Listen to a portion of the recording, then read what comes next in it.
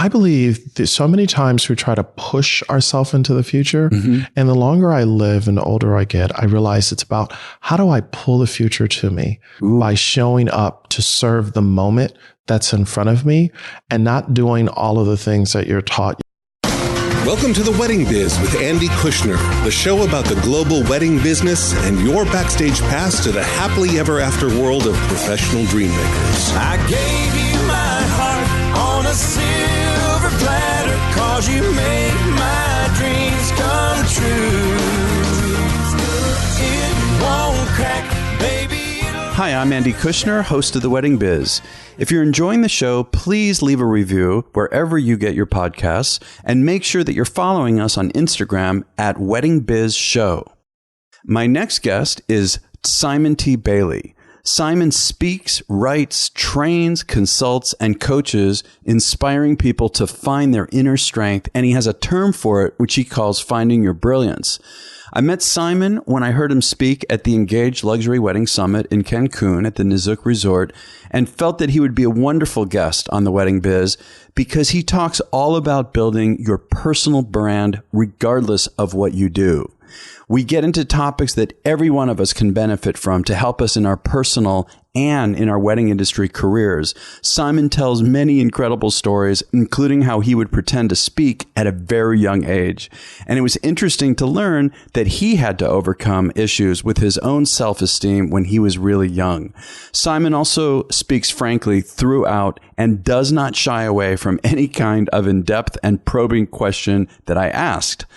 At 34, with a really young family, Simon left a major job at a major corporation, turning down several major other offers to strike out on his own and pursue his dreams, which at the point of this recording, he's been doing for 15 years. Simon is so courageous, so inspiring. He spells out in detail what his process was for striking out on his own, and he gives tremendous detail about how you can, as he says, tap into your brilliance. So enjoy his infectious laugh and my conversation with Simon T. Bailey.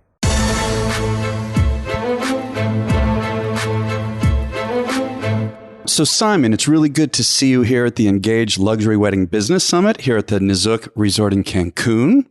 And this is a mouthful, but I really want to say all of this to put this in context, who you are.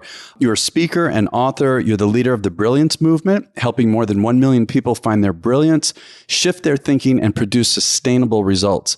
According to the speaker's experts, you are one of America's top 10 most booked corporate and association speakers. In 2015, you were inducted into the prestigious National Speakers Association Hall of Fame. Speaker Magazine also cited you as one of the top 25 hot speakers shaping the profession.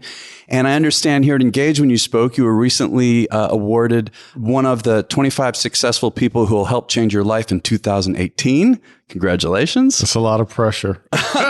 Wait, there's more. Hold on a minute. Let me finish. As if that's not enough, your popular Building Business Relationships micro-learning course on lynda.com, LYNDA, we'll have all this in the show notes, has been viewed by 10,000 plus professionals in 100 countries. You've spoken on 6 continents to over 1,000 organizations, including AT&T, IBM, who very few people know I used to sell for them, MasterCard, Microsoft, Toyota. And you encourage individuals to own their careers through micro-learning, strategic planning, and reinvention. I mean, God, Simon, you sound like a really, really busy guy. It's never a dull moment. Yeah, I already got that feeling with you. You know, I read that you have a real interesting upbringing that included, and this was really interesting to me, failing, like literally many classes you wrote, and trying out for 3 different sports teams and not making any. And, you know, at a young age, of course, that's really tough. First of all, where do you grow up? I grew up in Buffalo, New York. Oh, whoa, where it's cold and lots of snow. Yes. Go Bills. I was in Brockport a little. Yeah. So you grew up there. What did your parents do? My father was a truck driver and a pastor, and my mom was a homemaker. Oh, interesting. So with your father being a pastor, I'm assuming you experienced him speaking, like publicly. Totally. Yeah, totally. My father, grandfather, uncle, brothers. Oh, really? All of them did that? Yeah. How do you think that affected you? Well, I think it kind of shaped what I'm doing, even though I ran away from it for a long time. Yeah. But my father, before he passed away, said that when I was 8 years of age, I told both he and my mom that I would write books. And they said I used to go in the backyard and turn over the trash can and stand on top of the trash can and give a lecture to the grass and to the garden. And the wind was my applause, you know. So, do you remember that? You know, I don't. But my father told me. Yeah, God, isn't that interesting? Cool. You know, it's too bad that like back in our day, there wasn't as much, you know, parents videotaping and all of that. You know, that would be really fascinating to see. Well, so what next? Like, what were your passions during like junior high and high school? I mean, you mentioned trying out for the teams. Sure. Was that? Sure. Tried out for a basketball team, got cut. They said, you're not the next Magic Johnson. Tried out for the football team, got cut, and went out for track and field. And they said, my brother, you are a little slow. You need to do cross country. So my self-esteem was whacked, you know. Was it? I mean, do you like literally remember? Yeah, that I remember. Because ninth grade is such a impressionable time for a 14-year-old high school student, you know. You're trying to find your way. You got the seniors looking down at you. You're trying to earn your street cred, you know, and to be whacked, you know, in the first grade, you're like, wow, this is not working out. So my parents transferred me to another school, and that's where I met my English teacher, Miss Rita Lankus. And she said to me, young man, I want you to write a speech and give it before the entire school. Wow. So a lot of what shaped my life was public speaking and oratorical contests. But do you remember how it is that she would come to say that to you? Like, what was she aware of with you? I think she noticed that I had a platinum tongue. And like in class all day. Yeah, in class, you know, never would shut up, always running my mouth. Jeez. Yeah, so it's kind of like put it to good use. Was that the first time that you spoke publicly? That was the first time, yeah. When I spoke publicly at 15 years of age in an original speech called It's Time for a Change. And even when I go back home 30 years later, I still get people saying, hey, you remember when you gave that speech? Really? You know, so it had impact, obviously. Yeah, what was it about? Just the gist of it? What I remember is just, it's just time for a change, to think differently, be differently. Don't do it the way it's always done. And this is at 15. And it was an original speech. So, yeah. You know, isn't it interesting? There's a lot of people on this show I speak to. I mean, it's interesting. A lot of people kind of fell into it, but I also hear these stories where as a young kid, there was something interesting they did. Like one of the most recent releases was Darcy Miller, you know, well known with Martha Stewart Weddings and everything, and her own company. And she was telling the story how when she was like 6 or something, you know, she was just crazy with design, you know, and there's a lot of stories like that. And for you to be doing that outside at the age of 8, even though you don't remember it, I mean, that is so fascinating, isn't it? Yeah, it's pretty cool. Yeah, especially when your dad tells you, you know, you used to do this. It's like a validation and affirmation from my pops. So it's pretty cool. So what happened? Well, first of all, I'm just curious for a moment. That's your first moment on stage. Do you remember what it felt like to be talking? Oh, yeah, totally. Yeah, I still access that moment even now, 30 years later, just, you know, accessing that moment when I showed him in front of 600 of my high school peers and the room was dead silent. And I was just sharing my heart. And that's when I knew it was very purposeful. It was a gift. It wasn't just something I was talking off the top of my head. Yeah. So what did you do next? I mean, getting toward the end of high school, I'm assuming, did you talk more? Totally. Do a lot more? Yeah, I was in debate. Was, you know, state champion for debate. You were? Yep. Got involved with DECA, which is Distributive Education Clubs of America. Did that and literally began to use public speaking as a platform to build my personal brand, leaving high school to go to college. Wow. So what happened in college then? Like, where did you go? And what so I went to Morehouse College in Atlanta, Georgia, where Dr. Martin Luther King went to school. Yeah. And at the end of my freshman year, my parents called and said, we don't have the money to send you back to school, nor do we have money to bring you back home to Buffalo, but we do love you. Oh, we love you. Yeah, we love you. You know, I think somehow they knew that I would figure it out. So I moved into a drug-infested community in the southwest part of Atlanta, Georgia. Only had a mattress on the floor. Bright green beanbag from the 70s. I remember those days. Turned over with a black and white TV on top of it, with a hanger hanging out of the back of the TV. With the hanger in the back. Oh, yeah, with the piece of aluminum foil. I mean, this is a sad state of affairs. And I was working at a Days Inn downtown hotel where I was making $5.10 an hour as a front desk clerk. And it's probably one of the lowest points in my life. And I transferred my 1 year of credits over to Georgia State University, went to school, at nighttime, worked during the day. So you earned it. You worked for it yourself. Yeah. I was trying to figure it out. I was 19 and lost as a goose in a blizzard. I mean, it was just sad. Yeah. But eventually we did pull it together, and I ended up moving to Florida about 25 years ago and finished in Florida with an undergrad and master's degree in what? In theology, surprisingly. Whoa, wait a minute. Yeah. Just threw me for a loop. Interesting. Yeah. What was your, it might be obvious, but what was your intention? So it was really just an awareness and wanting to understand world religions and why there was so much conflict in the world. And so part of me getting a theology degree was to really just kind of understand that. I didn't really have a master plan, and like, I'm going to go and pastor like my dad. Yeah. I didn't want to do that because I really enjoyed business and everything to do with business.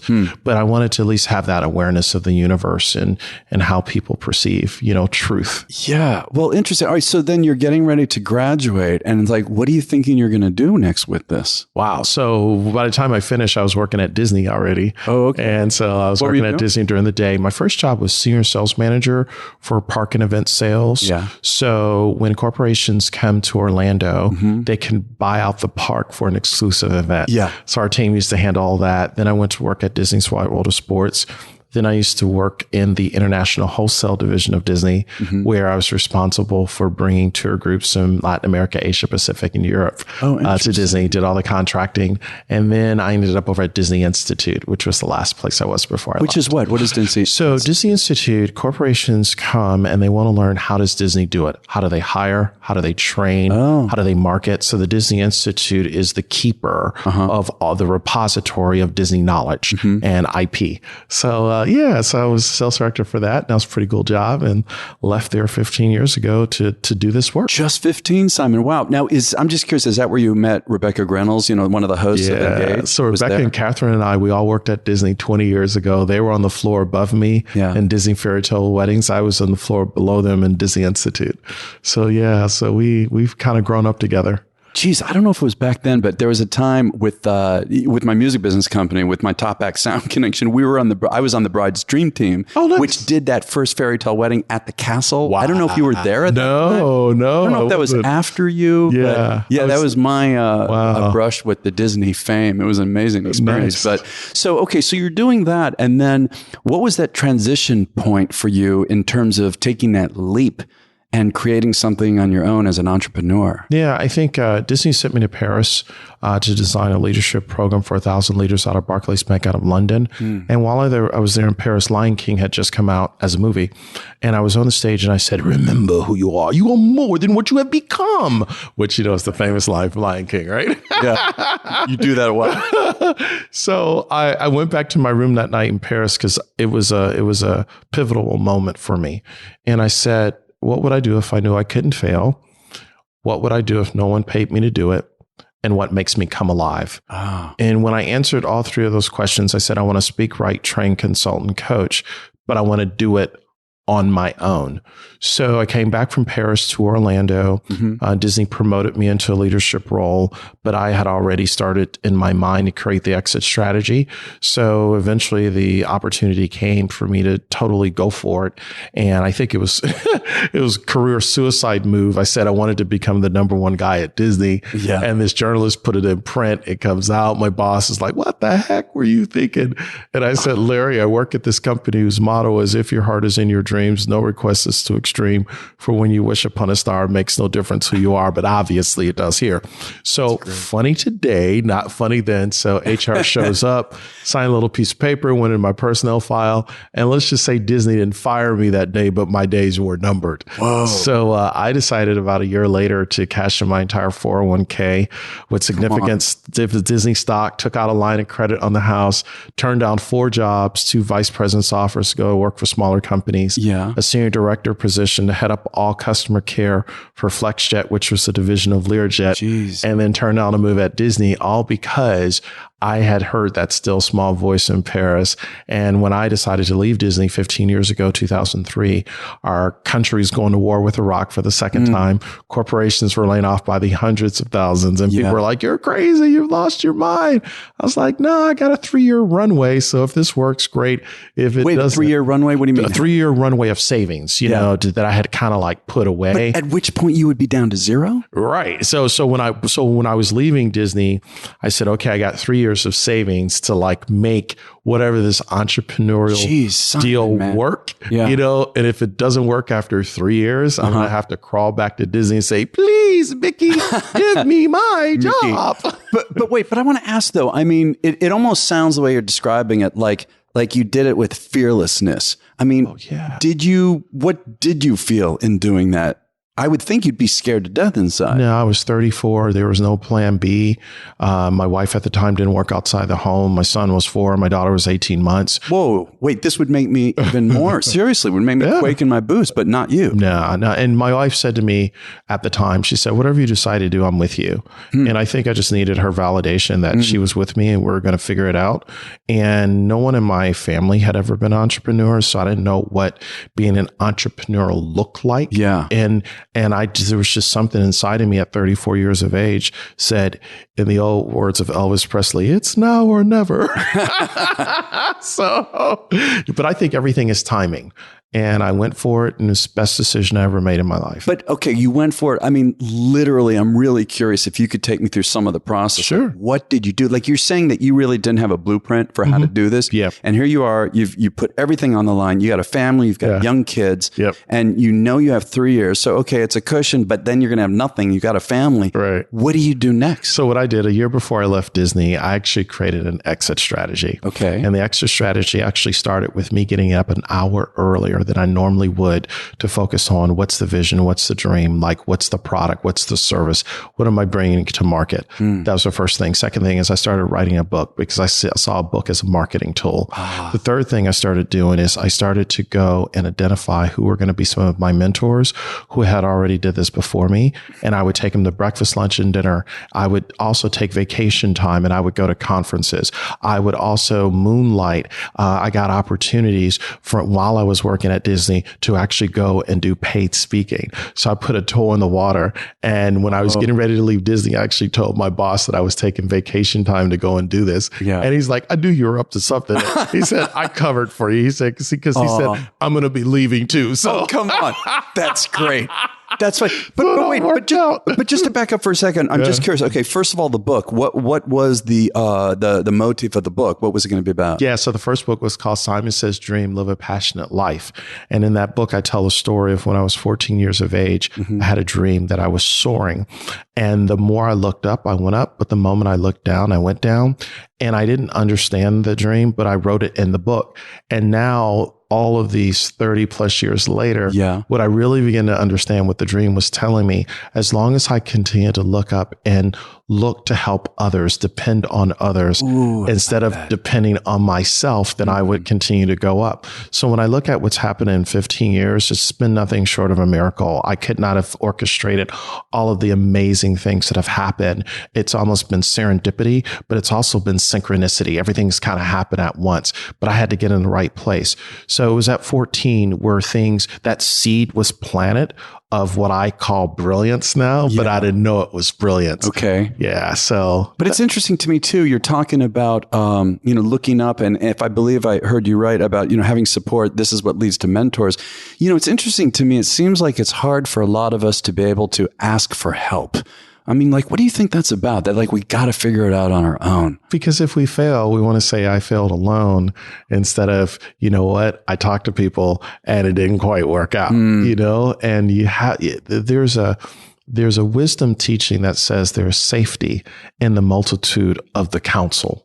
And it's all about seeking counsel from those who've been there, done that. Yeah. Because they cut down your learning curve and they save you time, energy, and money. Well, and I'll add to that too. I mean, I'm with you, starting at the age of, I would say 18. I mean, I had music lessons. I don't know that they were mentors, but starting at 18, I definitely had legitimate mentors. And ever since then, to this day, right now, I've got 2 basically, but I always have a mentor. There's also a nurturing aspect to it. Do you know what I mean? I mean, I don't know about you. If I know you have a lot of confidence, but along the way, these moments of insecurities, which I certainly felt, and to have someone there, even just with the love and the respect and just the belief, you know what I mean? I don't know. It's done a lot for me. Yeah. Mentors help you reset and course correct. Yeah. So just kind of briefly, what were some of the kind of mentors? You said you took people to lunch, breakfast, lunch, dinner, like other speakers or consultants? So one of the people that I got to meet very early on was Zig Ziglar, who was just the the father of motivation. I had a chance how to sell, right? Yeah, how to sell. I went to Bozeman, Montana, just as a young whippersnapper. It was just my few months. I had just left Disney, and I met Jim Rohn.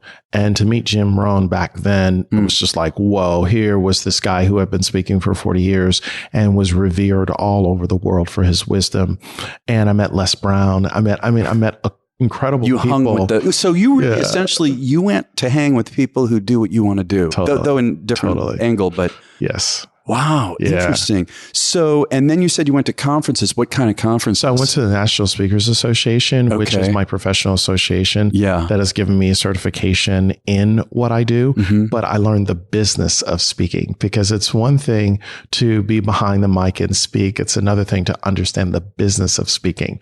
So I would go and literally sit in the back of the room, take copious notes. This is back in the late 90s on my own expense, just trying to understand. So when I leave Disney, what am I going to do? How is this going to work? How do you monetize it, basically? How am I going to thrive? How am I going to survive? Yeah, I did all those things.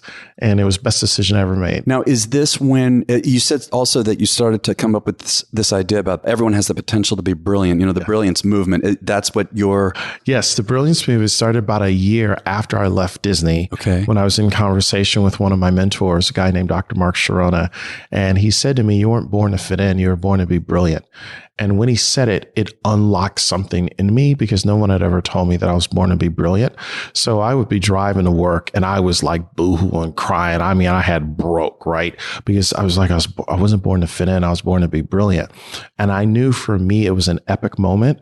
So eventually I just went to my laptop, because at that time, men, you were not taught to go and see a shrink or a therapist and sit on the sofa and process, why are you crying like a weeping willow, right? So I would get on my laptop and I just start pecking out things on my laptop, and Release Your Brilliance came out of that experience. Because you mean almost like journaling, you're saying? Literally. Just emotionally connecting, being vulnerable. Processing. Yeah. What was this whole thing of being brilliant, and because for a long time, I thought I had to have white skin, blonde hair, blue eyes to succeed in America. That's how my thinking was shaped. And my mentor, who was a white man, he said, you're stuck in your mind and your body thinking the pigmentation of your skin is the thing that limits you. He said, you weren't born to fit in. You're born to be brilliant. Rise above holding yourself back with your ethnicity and begin to see yourself through the lens of brilliance. And it was like he found the combination to the vault of my soul, and it just opened me up. And so I began to write from that deeper place. Yeah. Wow. Okay. So can you kind of summarize for me what this means to you? I know you just said, tell me that statement again. You're not born to... You weren't born fit in, you were born to be brilliant. You're not born to fit in, you're born to be brilliant. Okay. So big question, I know, but how does that manifest? Yeah. So how does it manifest is recognizing, how do I bring out the best of myself? No longer making excuses. No longer complaining, no longer pointing the finger. So bringing out the best in myself by holding myself accountable. Taking responsibility, which is the core. I've been in a lot of therapy too. I know you talked about that. We'll get to that at Engage. But to me, what that's all about is taking responsibility, which is like, we think we are, but not really. Right. So personal responsibility, bringing out the best of myself, then intentionally bringing out the best in everyone else around me by finding out what makes others tick, what's their strengths, celebrating what they do well instead of what they do wrong. Yeah. Okay. So, all right. And this makes me think, you also, I don't know if it's your website or somewhere else, you talk about envisioning your dream and making it a reality. And you said, I think people can eventually envision a dream, but making it a reality is a very complicated process for many.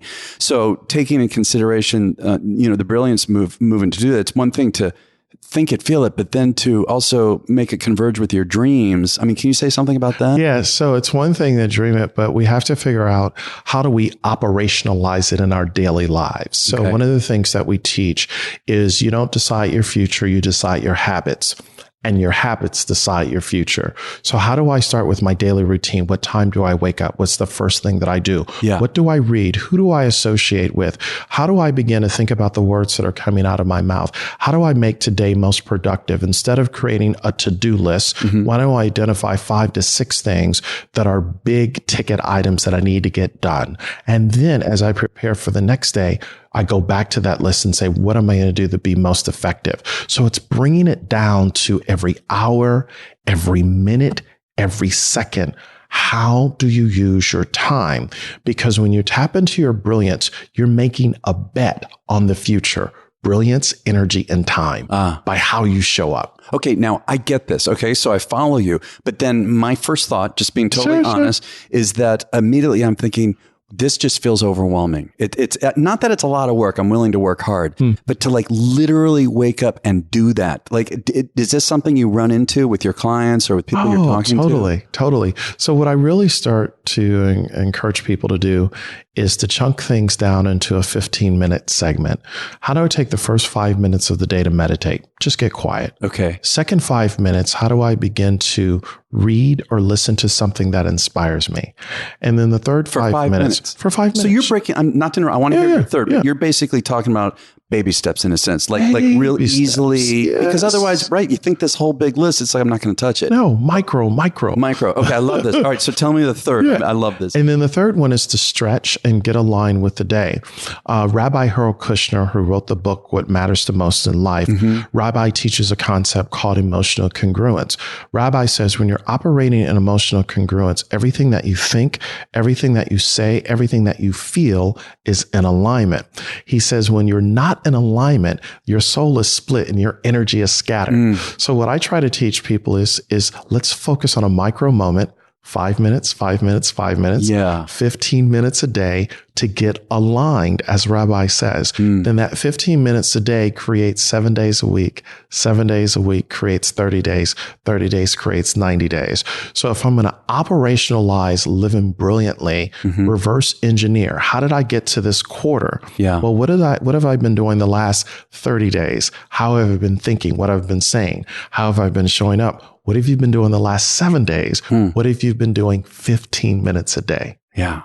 No, I like that. I like how you're, again, bringing it to something that feels really doable, like realistic, setting intention, right? And then opens the door to synchronicity, serendipity. Totally. Yeah. Well, let's stop right there. So what do you think about synchronicity and serendipity?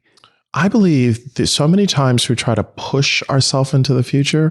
And the longer I live and the older I get, I realize it's about how do I pull the future to me by showing up to serve the moment that's in front of me and not doing all of the things that you're taught. You got to politic, you got to kiss up, you got to work the angle. No, it's about how do I show up to be the best person that I am and recognize that an open hand is always full. When I extend myself to you and I look to you for nothing in return, the universe that understands the law of reciprocity, what goes around comes around. Yeah. So how do I just be in the moment with people? Yeah. You talked about during the talk at Engage, you talked about something related, trying to find my notes here, about giving more than you get. How did you say that? Yeah. So when you choose to give, you end up getting back so much more because it's the giving apparatus that sets into motion a series of events, circumstances, and happy accidents that begin to show up, all because you give, not looking for anything in return from that person who may or may not be able to do something for you, instead of getting. Because a person that is getting is so I focused, but a person that gives is we focused.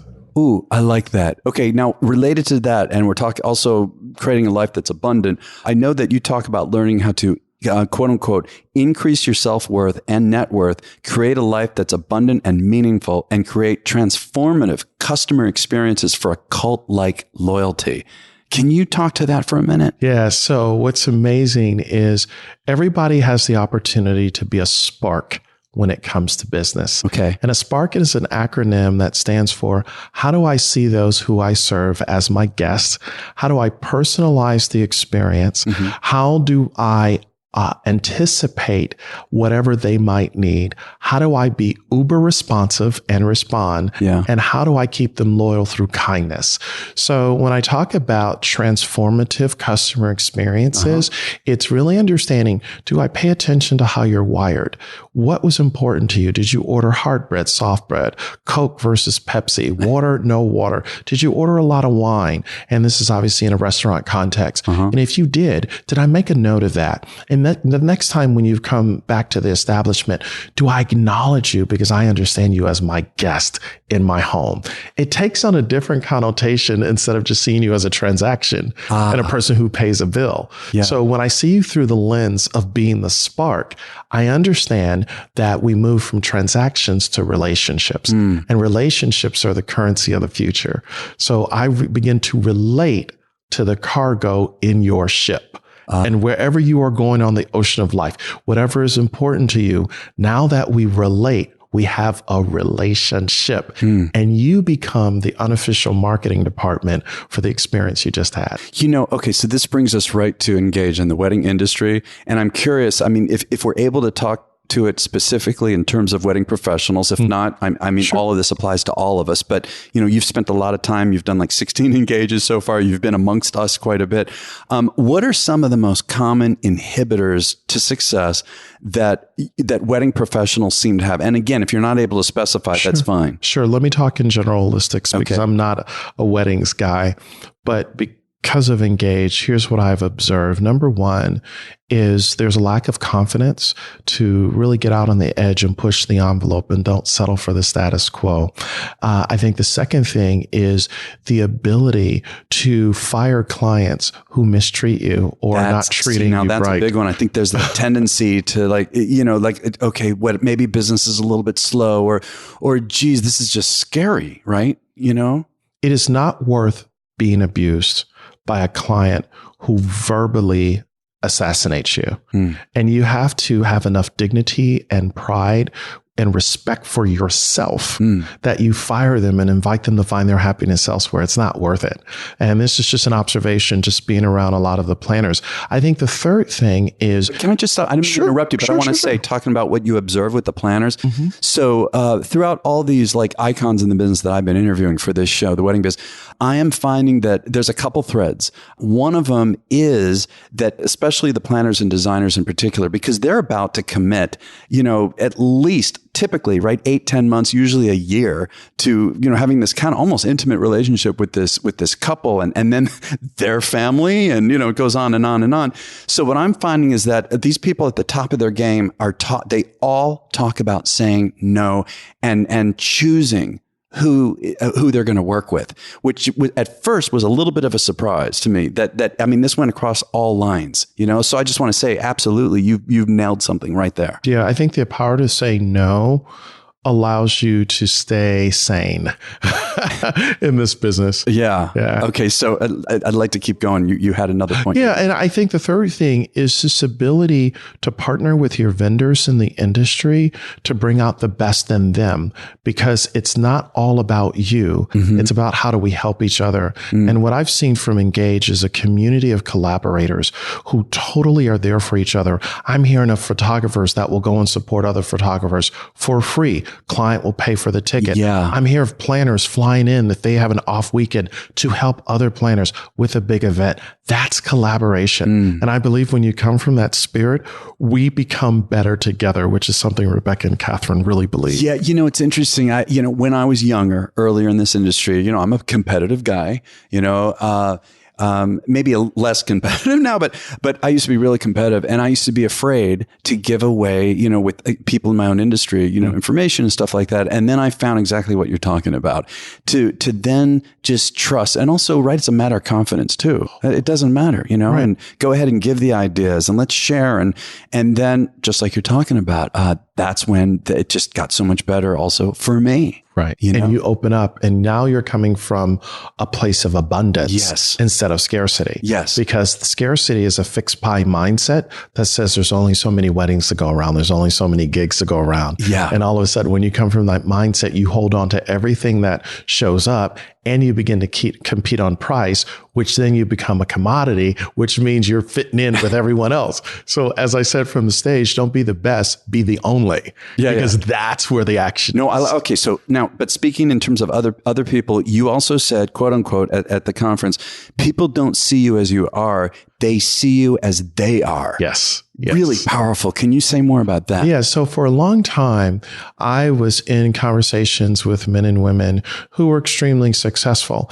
And I began to compare myself to where they were. And they were talking about what they did. And they began to say, well, if you do this, you do that, you'll have this. Yeah. But they were seeing me as they were, not as I was. I was a different person. And if I tried to do it the exact way you said, do it, that doesn't guarantee me that things were going to work out and I would have the amazing success that that person had. Yeah. So it's really understanding when I am talking with people, when I am giving them advice or feedback or recommendations, that I'm always coming from, here's something for you to consider.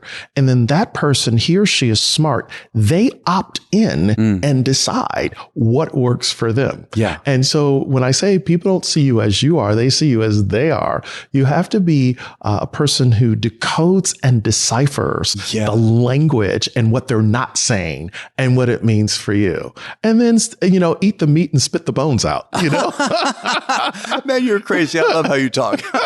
All right. So this also to me, I want to come to a subject. It's so funny. Used to be taboo and now everyone's open about it and understands it, is therapy, and it could be God knows what. I mean, it could be people might get a lot of self-help through meditation, through mentorship, right? Through courses, classes, retreats. I mean, yoga, there's a lot of different things. But, you mentioned therapy and I talk openly about it too. And, in terms of learning more, right, about our own character, like who we are, what is it that drives us, what it is that inhibits us, right? Especially from our upbringing, to really connect that and understand where these, and it's interesting. What I learned is that there's certain character issues I can't necessarily get rid of and quote unquote solve, but when I become aware of them, right? And then learn how to operate, how do I get affected? What are my little, sensitive points? But once I become aware of it, I could almost even use it as a strength, right? Yeah. And so that's why it really resonates when you said people don't see you as you are, they see you as they are.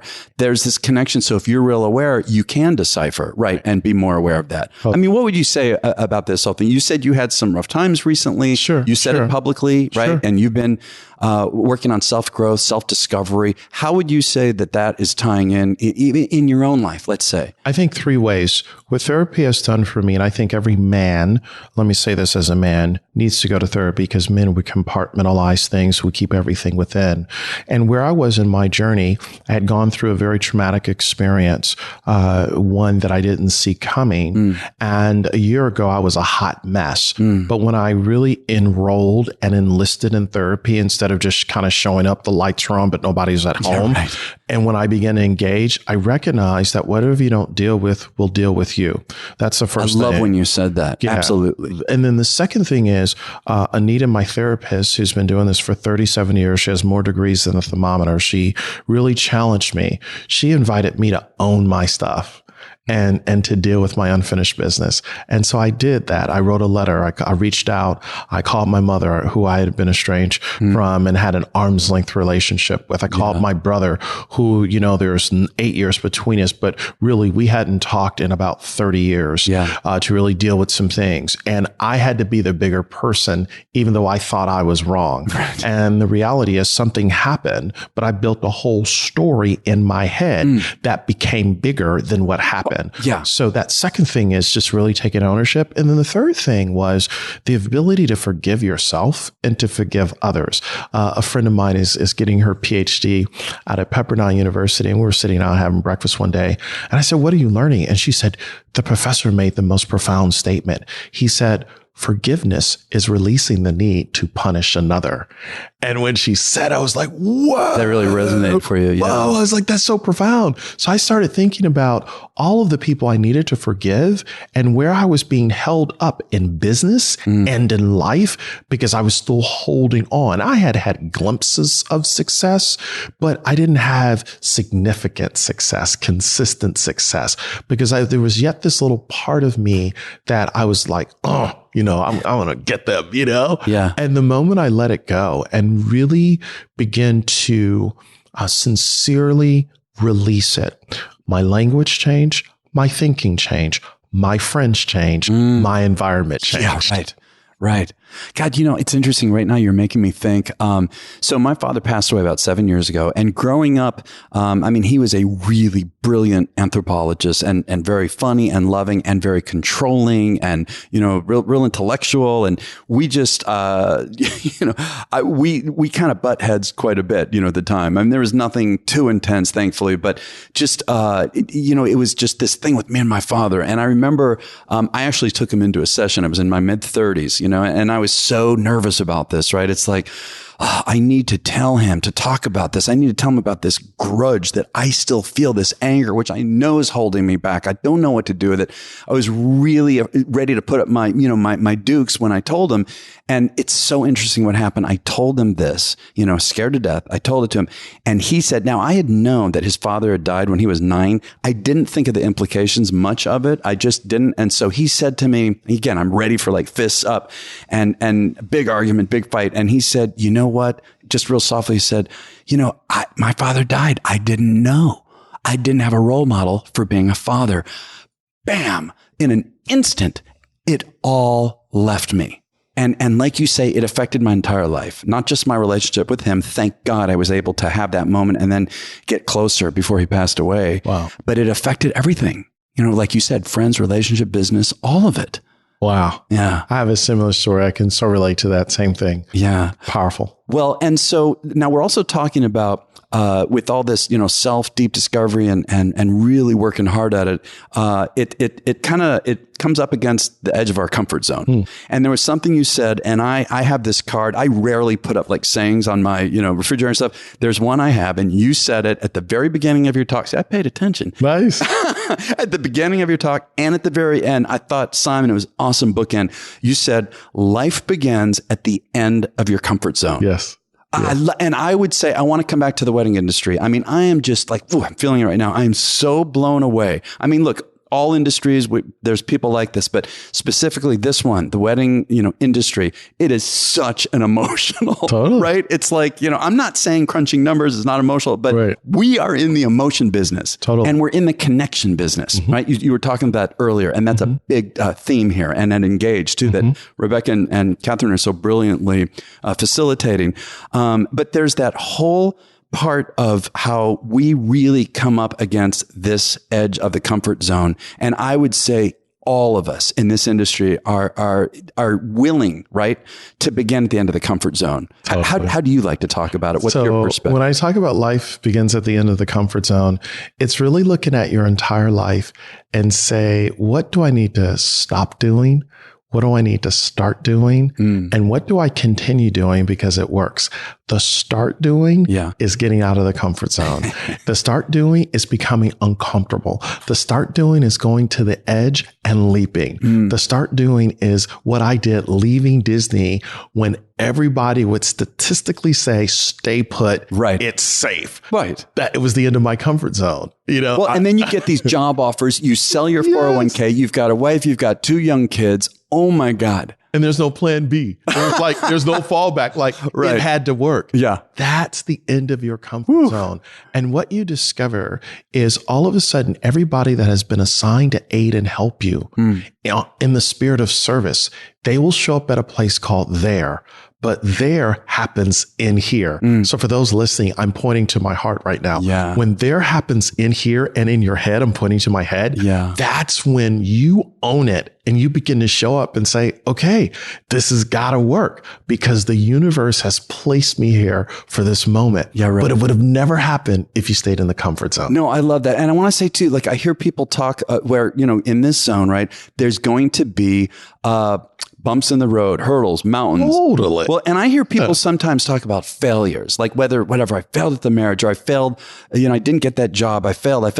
And I would say part of the whole process here is we're going to run into this a lot, right? I don't look at it as a failure. I look at every single one of those as, I don't want to be cliche, but definitely an opportunity, right? To learn, maybe that's how you flip it around, right? Is that what happened here that feels so fucking shitty, so awful, hurts so much. What in that can I find that is actually teaching me something? So that, and my thing, Simon, is what can I do to not just, do it better, fix it? How can I use that to take me to a whole other level? That's it. That's how I look at it. That's it. Right? That's it. You said it. That's it. Well, eat, breathe, and live this stuff. So I wanna close with I loved how you brought this up at Engage. You put a question to everybody in the room, which was really moving to me. You said, if this were your last 12 months on Earth, how would you live your life?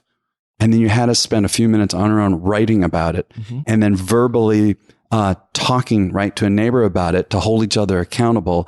And I remember, for me, and it's interesting, my person next to me, we had the exact same thing. It was interesting, which was that we would want to spend it seeing our friends and family, the ones that we love and love us, and spend that time with our loved people. And I added to that and tell them, that I love them, but why do I love them? What is it about, the relationship? Sure. She had a similar thing. And then you remember what you said after that? I said, well, what are you waiting for? Right. Do it now. Right. So therefore, I'm letting everyone know I'm taking off for a year. I am traveling the world. But you know what? Like you said, baby steps, right? I really thought about that. You inspired me to think, okay, that is what would mean something to me. Why not plan a little short weekend to my friend in San Francisco who I haven't seen in years? Right. Why not? Why not? I want to, another trip with my mother. I want to, who cares that I just saw her a month ago? I'm feeling it now. So that was really, really moving. How can people best learn about you? You've got wonderful books and courses and people who might want to hire you to speak or as a consultant. What is the best way to learn more about you and to reach you? SimonTBailey.com. Okay. It's the best way to reach me. And certainly they can reach me through social media, or Amazon.com is all our books, but SimonTBailey.com is the best way. Why the T? T for terrific. Come on. Oh, man, come on. You walked right into that one. All right, it was I did. right there. Oh, okay, fine. My fault. You know what? I take full responsibility. There we go. You owned it. Oh, man, Simon, this has been wonderful. Thank you so much for your time and sharing yourself like this. Yes. Appreciate it. So much. Appreciate it. This has been The Wedding Biz with Andy Kushner. You can find us at theweddingbiz.com and on Instagram, Facebook, and Twitter at Wedding Biz Show. I gave you my heart. If you want to support the show, we'd be grateful if you shared it with colleagues, friends, and family. We'd also appreciate your review wherever you listen to podcasts. Thanks for listening. It'll never shatter, no matter what we go through. I gave my heart to you. I gave you my heart on a silver platter, 'cause you make my dreams come true. It won't crack, baby, it'll never shatter, no matter